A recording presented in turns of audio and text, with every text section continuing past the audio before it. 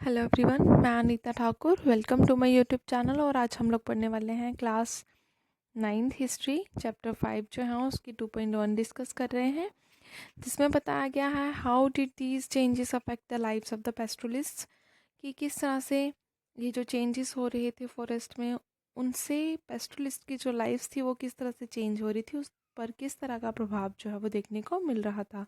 सबसे पहले यहाँ पे बताया गया सबसे बड़ी चीज़ क्या थी कि शॉर्टेज हो रही थी। किस चीज़ की शॉर्टेज हो रही थी? पास्चर्स जो थे वो डिक्लाइन हो रहे थे, मतलब जहाँ पर जानवरों को चराया जा रहा था वो एरिया कम होता जा रहा था।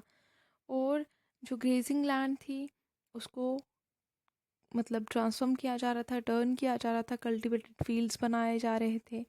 और जो पास्चर लैंड थी वो डिक्लाइन होती जा रही थी, उसका एरिया कम होता जा रहा था। इसलिए यहाँ पर यह बताया गया अब रिजर्वेशंस जो थी फॉरेस्ट की वो होना शुरू हो गई शेपर्ड्स के लिए, कैटल हर्डर्स के लिए।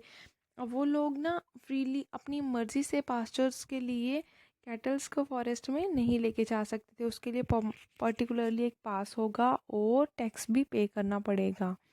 उसके बाद ये जो पास्चर लैंड थी वो तो टोटली डिसअपियर होना स्टार्ट हो गई, क्योंकि अब प्लोइंग होना स्टार्ट हो गई थी, मतलब कि हल चलाना शुरू हो गया था।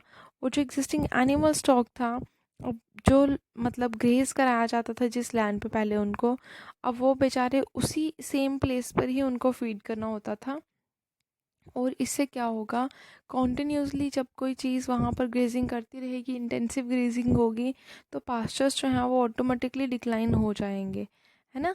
तो अब ये जो नोमैडिक पास्टरलिस्ट थे उन्होंने क्या किया, अपने एनिमल्स को एक ही एरिया में ओवर ग्रेज करवाया और वो दूसरे एरियाज़ में मूव होते थे। लेकिन अब जो था वो ट्रेंड चेंज हो रहा था।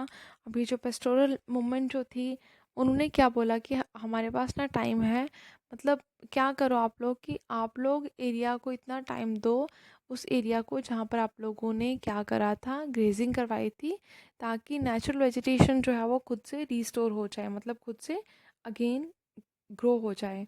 अब जब रिस्ट्रिक्शंस लगा दी गई किस पर, पेस्टोरल मूवमेंट्स के ऊपर, ग्रेजिंग लैंड जो थी वो किसके कंट्रोल में आ गई, वो मतलब कॉलोनियल गवर्नमेंट के कंट्रोल में आ गई। अब क्वालिटी ऑफ पास्चर जो था वो डिक्लाइन होना स्टार्ट हो गया।